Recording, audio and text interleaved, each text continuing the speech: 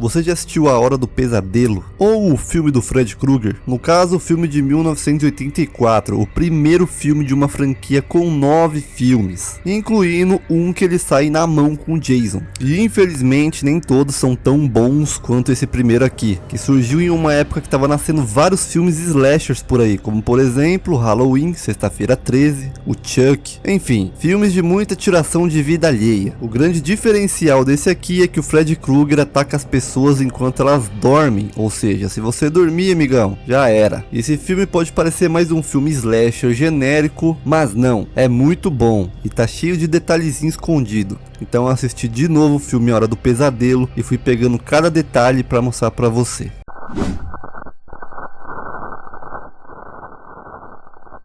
O filme começa com alguém construindo a famosa luva dele, no caso, o próprio Fred Krueger, e uma menina correndo em um lugar meio que industrial e escuro e molhado. Logo depois a gente descobre que isso se trata de um pesadelo que essa menina chamada Tina estava tendo. Porém esse pesadelo foi diferente de outros sonhos que ela já teve, esse pareceu muito real. Inclusive, quando ela acorda, a roupa dela também tá rasgada, como se estivesse passando garras pela roupa. Detalhe que a primeira vez que o ator Robert Englund, que interpreta o Fred Krueger, usou a luva, ele se cortou, porque a luva tinha lâminas reais. Pois é, perigo! No sonho dela também aparece um cordeiro, isso é uma referência religiosa, já que o cordeiro é usado em muitas religiões. Por exemplo, no cristianismo, Jesus Cristo seria o cordeiro de Deus, que se sacrificou pelo próximo. Dá pra ver que também quando a menina acorda, tem um crucifixo na parede bem em cima dela.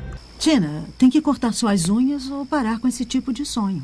Como que faz para mudar o sonho? A Tina vai para a escola com a Nancy, a personagem principal, que ganhou o papel concorrendo com a Demi Moore e a Courtney Cox na época, e pela primeira vez na tela do cinema, o Johnny Depp. Pois é, primeiríssima vez que aparece o Johnny Depp em um trampo cinéfilo. Engraçado ele ser uma das vítimas do Fred Krueger aqui, e anos depois ele viria a ser o Edward Mãos de Tesoura. A Tina conta o sonho bizarro que ela teve pra essa galerinha aí, que fala para esquecer isso, sendo que mais tarde a gente descobre que eles sonharam a mesma coisa. Isso não seria suficiente para ficar preocupado, não? A Tina vai ficar uns 2 dias na casa dela sozinha, então ela chama a amiga Nancy para dormir lá com ela. O Johnny Depp já iria embora, mas aí aparece o Rod com esse ganchinho, sabe-se lá o porquê. Eles sobem pro quarto e transa que nem uns malucos. E vocês sabem o que acontece quando a pessoa transa em um filme de terror, né? Como diz o Randy lá em Pânico 1, quem é virgem ainda acaba ficando viva no final do filme, mas quem perde ela acaba virando estampa de camisa. E na Bíblia, sexo antes do casamento é tido como um pecado. Então estaria essas pessoas sendo punidas pelo seu pecado? O Fred é tido como um demônio no filme.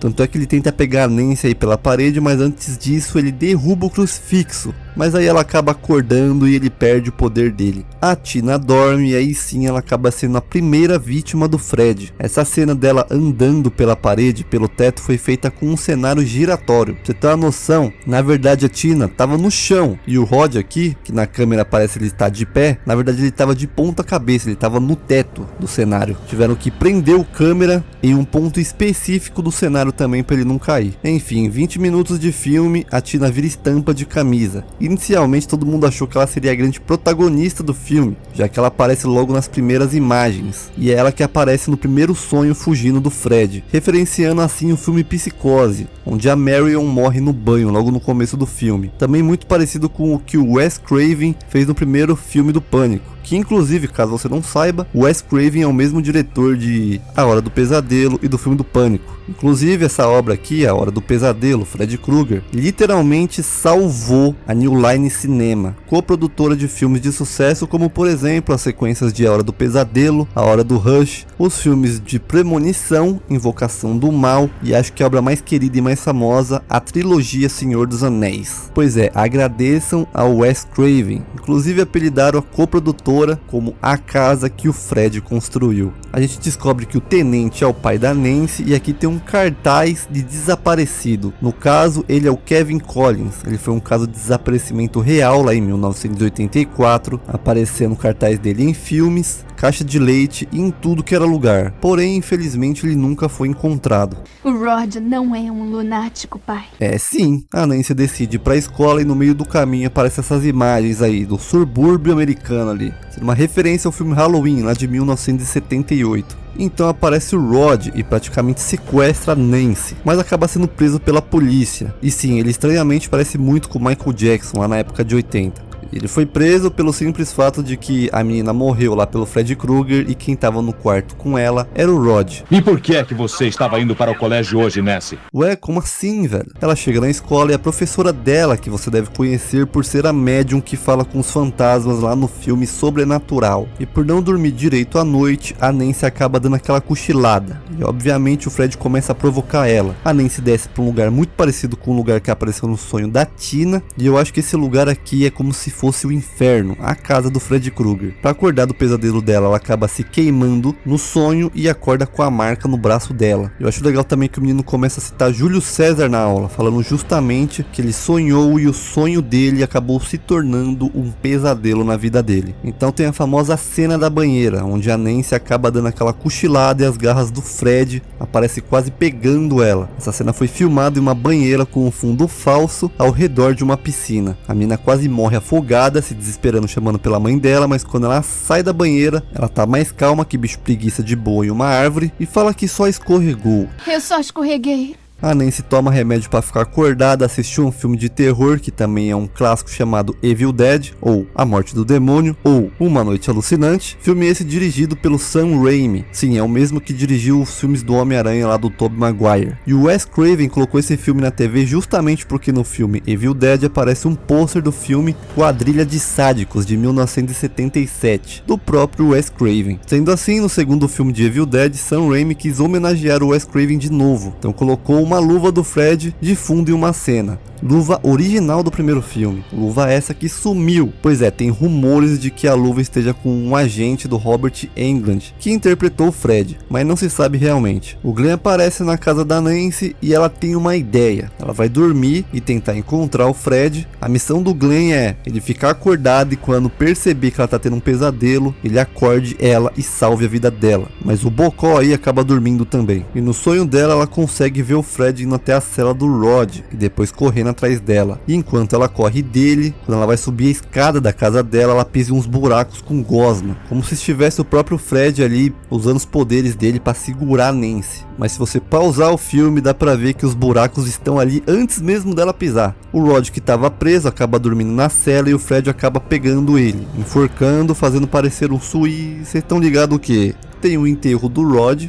E a Nancy descreve como que é a aparência do Fred, usando chapéu, suéter verde e vermelho, a luva dele, a aparência queimada. E dá pra ver na cara do pai e da mãe dela que eles sabem do que ela tá falando. A mãe dela leva ela em um médico especialista em sono. Agora, o que talvez você não saiba é que o Wes Craven fez o filme se inspirando em um caso real. Um grupo de refugiados do Sudeste Asiático que morriam enquanto tinham pesadelos. Pois é, uma família de refugiados lá da Ásia vieram para os Estados Unidos, só que chegando aqui, o pessoal começou a morrer enquanto dormia. Um deles, inclusive, jovem e saudável, se recusava a dormir o máximo que podia, igual a Nancy faz no filme aqui. Porém, uma hora ele ia ficar tão cansado que ele ia acabar dormindo. E foi o que aconteceu. Ele adormeceu, acordou desesperado, gritando, e do nada ele morreu. Sim, literalmente do nada, porque a causa da morte dele não foi algo relacionado a ataque cardíaco, nem nada do tipo. Ele simplesmente morreu, de morte morrida, sem mais nem menos. Chamaram essa causa de síndrome da morte asiática. E cara, na clínica aí, enquanto faz os exames, ela é colocada pra dormir e surge com um arranhão no braço, cabelo branco e o chapéu do próprio Fred.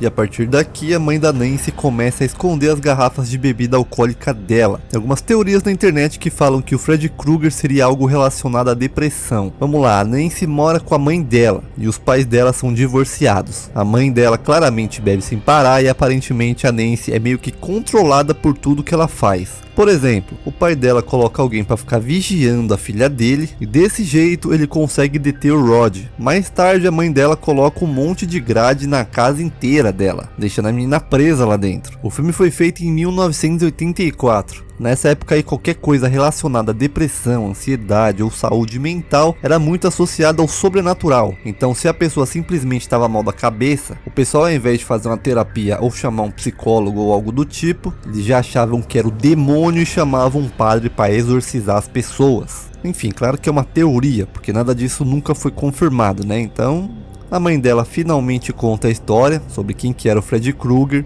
Era um cara que molestava e tirava a vida de crianças. E a mãe dela guarda uma das luvas do Fred dentro da fornalha da casa dela. E ela fala que alguém esqueceu de assinar o mandato de busca para buscar o Fred. E ele acabou ficando solto. E assim o pessoal, né, uns pais foram lá atrás dele e botaram fogo no Fred vivo. Por isso que ele tem essa aparência aí de todo queimado. Agora tem outra teoria. A gente vê nos filmes do Fred que ele acaba atacando pessoas ligadas à família das pessoas que queimaram ele, ou seja, os filhos, netos, que seja. E a mãe da Nancy fala que alguém esqueceu de assinar um mandato, mas com um caso de uma pessoa que nem o Fred, que pegava as crianças e já tinha até prova contra eles, acho que não iriam se esquecer tão fácil assim de assinar um mandato, né? Então o que eu acho é que o pai da Nancy, que era tenente na época, deixou de assinar um mandato a pedido dos pais das crianças que sofreram na mão do Fred, justamente para eles fazerem justiça com as próprias mãos. E assim foi.